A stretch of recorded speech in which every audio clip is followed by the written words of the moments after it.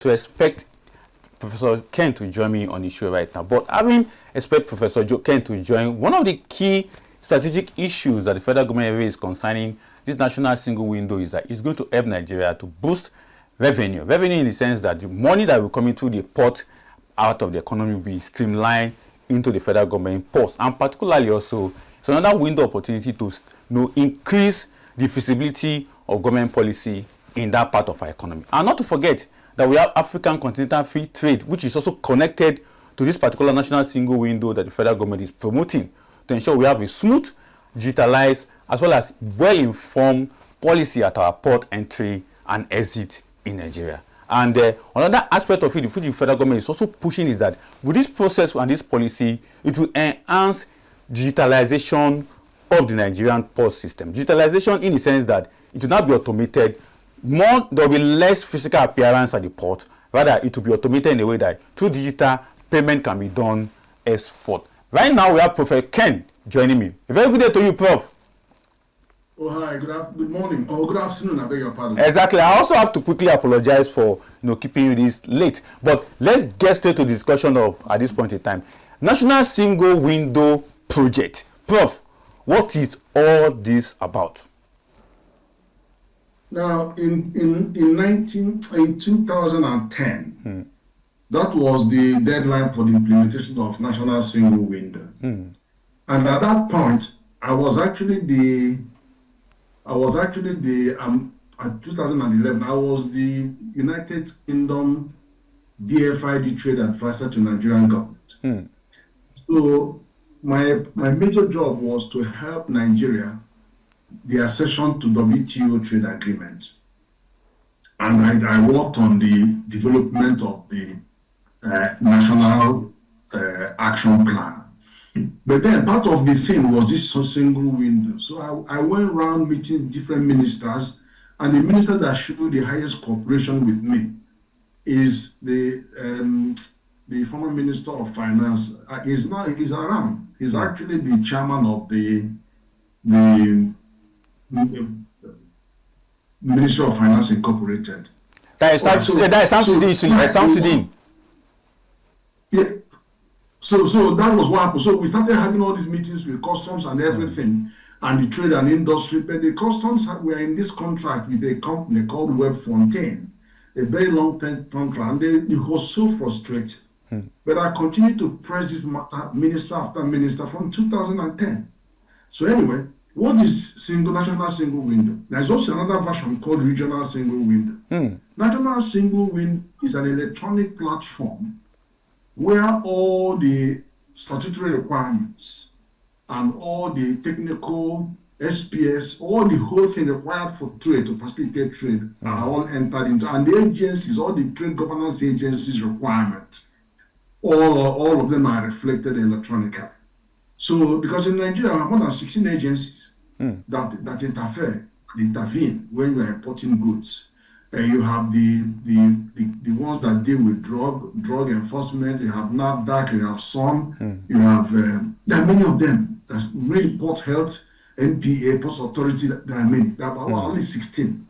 So the state country keeps going forward and backwards. We don't want you there. We only want 3 people. But in the end of the day, it should end with a single window where you have an electronic platform where anything you want to export, when you make your submission, all of those agencies will look and review what you are asking to export, and then they will all electronically issue their certificates. And then assessments are done by customs of the value of the things you have to pay. You actually go ahead and make the payment. Now, once all that is all okay from Nigerian perspective, they will now send it to the customs of the country where you want to export from. Let me say, for example, if you are importing from London. If you are importing from London, these documents are now sent to them. They will carry out their own checks, and then when they are completely happy, they will okay it. Now, once it is okayed, your goods will now enter the seaport. Your goods are not even supposed to come onto the ship until everything is cleared. So once it's cleared, you have all the okay, then your goods will go into the ship. As soon as it lands, you have no business with anybody. You just take your goods.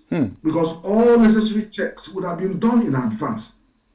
Now, what happened was that all the ECOWAS countries, like the ones in the seaports with Benin, Togo, Ghana, all of them, they all complied.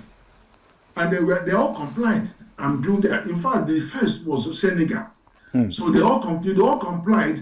And because Nigeria kept on dragging our feet, let me tell you the fact. Now, WTO and the WCO, World Customs Organization, both of them agree that the cost of not facilitating trade is between 10 to 15% of the total trade volume. Now, let me give you what that number looks like. Nigerian total trade volume in and out is about $120 billion. Now, 10% is $15 billion, $12 billion, and 15% is about $18 billion. So now let's look at between 12 and 18%, 18 billion is what the private sector pays in penalty for not having trade facilities. Can you imagine Nigeria, and this is year by year, can you imagine Nigerian government wanting to borrow $18 billion? There will be an outcry, just as we are having one now. So, but this is what the companies are suffering. Now, then the practical example, your goods have arrived in the seaport, you get a trailer that will go to bring your container, you pay them $350,000 to $500,000 a day to go there. They go there and they wait for the goods to be released. They go through scanning all of those shenanigans. Before it actually brings the thing out, it would have incurred 10 days of cost for you. For some, it could be anything between 3.5 million and 5 million. Now traders are voting with their feet. They rather go to Kutu or go to Lome and clear their goods in a single day and then truck the goods through their porous borders into the country. Customs lose the revenue. You understand? So this is the reason why we are having trade diversion. And you are blaming people. Don't blame yourself. That's the reason why we are having trade diversion. Because we just refuse. And the second point is, because all the other ECOWAS countries have done theirs, they are now to implement regional single window, which means with Nigeria on, then they can do implementation of this regional. Which means that if goods arrive in Ghana, in Tema, they can still go to Nigeria through the road. Because you have a single window, they will already appear on the screens, the manifest of all the countries of the transit corridor. So they already know, Togo knows that these goods are going to Nigeria. They come, they pass through, fine, that's okay. They're expecting it is up, we check. It passes through their border, passes through Benin border and lands in Nigeria. So all of those 18 different checkpoints, all that stuff, they're not necessary anymore. But that is the problem. And that's why we are suffering. That we are suffering that inefficiency. Now, another practical example, when Ghana wants to export 100 tons of cocoa, it costs them $7,000 to export 100 tons of cocoa. But when you're exporting the 700 tons, it costs $40,000. Why? Why is that? Is that how you facilitate trade? So all these octopuses sitting in the seaport and all of that, making trade impossible in Nigeria, they all have to find another job. And that's why the single window has to be there. Exactly. Now, talking about the single window, the target is first quarter of 2026. Do you see this first quarter target being realized? Because President Bola Ahmed Tinubu was so assertive.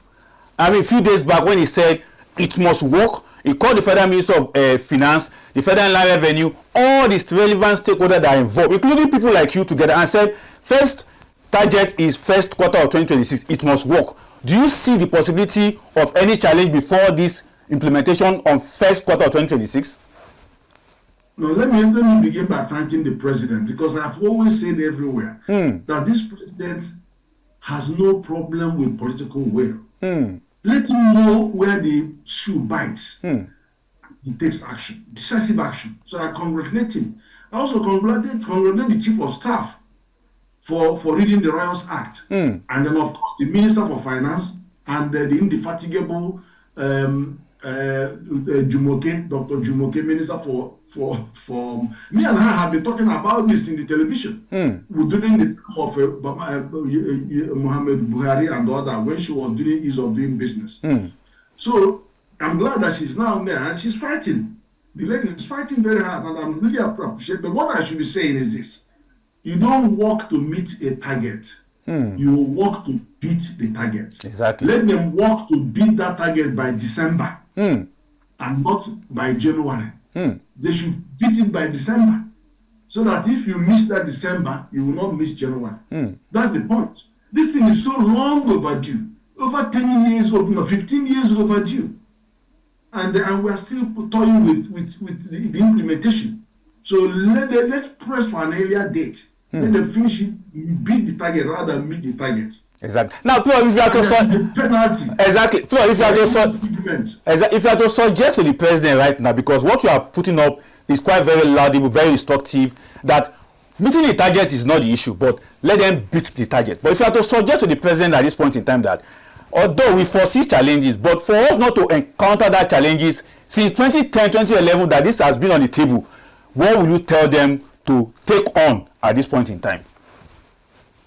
It's only one answer. One answer is action, action, action. Because you see, these people, all these agencies benefit by intervening physically. But now, nobody will still, you never get, you not anyone that said corruption, if you fight corruption, if you fight you back. Exactly. You are now touching people at their comfort zone and they will fight back. And the thing is, just tell our principals, Chief of Staff, Minister for Finance, and Minister for Trade and Industry, take serious action. Don't let them get away with it, because they will do everything to frustrate it, because that's where they've been making all their money. But they will make more money. What they don't understand is, if this system works, our trade volume could double. The revenue coming to government could more than double. They will make more money in the end of the day. FIRS is going to make more money. The customs will make more money because of the percentage that they take. So that is the issue. They don't understand, but they rather corner you and cause all that massive wastage of $12 to $18 billion punishment to the private sector. And then you're not facilitating trade. That is not what it is. Exactly. Now, Prof, let's quickly link your own pocket. All right, let's link this to the president's assumption also that it is also linked, NSW is linked to the new tax reform. Can you help us draw a conclusion on that in regards to what is the link between this NSW and the new tax reform? No, the new tax reform sits in front because it helps the small businesses to increase their turnover from 25 million to 50 million before they are exposed to tax. And also it allows them to get to increase their disposable income, and with that they can protect jobs, they can create more jobs, and they can invest more in aggregate output. So aggregate output is going to increase. When you facilitate the trade, you are making it easier for them to save money. They are going to save $12 to $18 billion. They are going to save, and they are also going to transfer all of that savings, or most of that savings, to lower prices of goods. Tell me why. If you import, remember when you struggle to get foreign exchange and then import, then all the extra charges they put onto you, you are going to transfer all those charges to the consumers. Now you won't have any excuse. So people can see the direct link between what that price was advertised and then your marginal increase, and not to see threefold increase in the price from where you bought this product. Because don't forget, when you go to internet, you are going to see the price of these goods in dollar and then see the corresponding price in naira. Not to see the naira price 3 times more than what it should be in dollar. Because you know that arbitrage is caused by all the inefficiencies in the port. So now we can hold them more to account, and then it will reduce their borrowing. A lot of the borrowing is actually when businesses are faced with those, then they run for emergency borrowing, and they are hammered with 6% a month, which is 72% a year. The short-term borrowing to be able to clear their goods. So there are many things that is going to bring them. Of course, the consumer is going to benefit, because the point about the new tax reform is that it enables the consumer, the household, to hold back much of their revenue, because they removed all those taxes that will go to health and education and food, and then also the taxes that come with the imported materials are going to be reduced. So they are going to get the benefit of that. And then with that disposable income increase, they can buy more products, and that means aggregate demand in the economy will go up, GDP goes up. So on both counts, both at the MSME, 42 million MSMEs and the 230 million Nigerians, as output increases, GDP increases, as consumption increases, GDP increases. Exactly. Now, So Prof, that's the major link. exactly.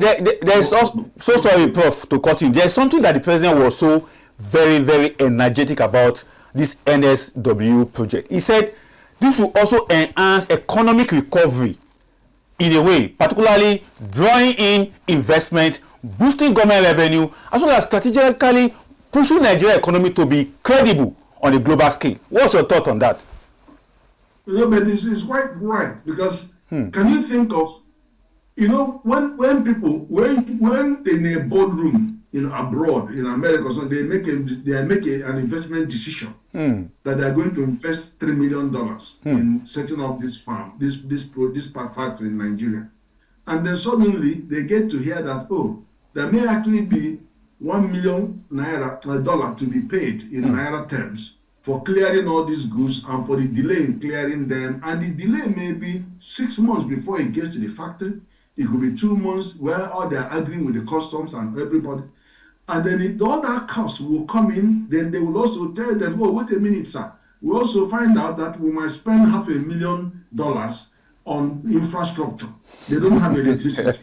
And we are going to spend another $500,000 on getting road into the factory. And then no water. We are going to do it. They will say, forget that investment. They're not interested. They go to another country. That's what happens.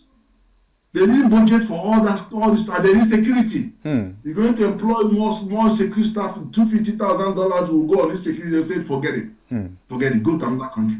And that's the thing, it's a highly competitive business. And the last thing you want to see is that your staff is going to get kidnapped and then your goods will stay in the wharf. Do you know that these gas-powered stations that we are having, they stayed in the seaport for more than 5 years. Agreeing with the customs, the IPP, those IPP machines for producing power, generating exactly, integrated power project. They have to take them for more than 5 years, agreeing with the customs, and many of them got rotten, spoiled before they were. So a lot of things go on, and all these punishments are borne by the private sector. So investors are very, very wary about all that bureaucracy and bottlenecks. And so that happens. And of course, the people who are in the country, the recipients, are butchered. They are butchered. And they resort to go and patronize. Okay, look at cotton. We have 400,000 second-hand cars coming into Nigeria from cotton, whereas the official imports from Lagos is only 200,000. Now, if it costs you $10,000 per car, which is very small, that we are leaking $4 billion to importing cars, second-hand cars into the country through cotton. The issue is this: how much duty and tax does custom get from those cars? Nothing, because they come through the porous borders in the middle of the night. They will queue up. If you look through satellites, you will see dotted lights. Those are hundreds of cars lined up, going through Okerete, going up through the north and coming in through the northern borders. The custom just collect a few bobs and they drive in. So the custom don't get the revenue.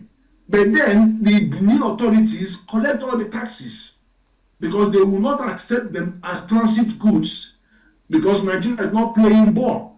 So they will collect all the taxes that would have been collected by Nigerian government, by Nigerian customs. And then they now have the details, they just smuggle it in. I mean, this is trade diversion. And it's a hemorrhage on our income. Exactly. Prof, I can take you on and all, but time constraint, we'll leave it at this. But I know it's a developing issue, and I believe that before December 2025, we may still have to come back, because I know there's not going to be another, sixth steering committee meeting on SWA in Nigeria. So we may come back to this discussion once again. But thank you for your very instructive thoughts on the discussion today, National Single Window Project of the Federal Government of Nigeria. Thank you so much, Prof. Thank you very much. They shouldn't forget there's also a regional single window. Exactly. Prof, the issue is that we have issues to discuss, particularly after African Free Continental Trade is also tied to this. But I believe that when we come again, we'll take a look at that all together. Thank you very much. All right, enjoy the rest of your day, sir.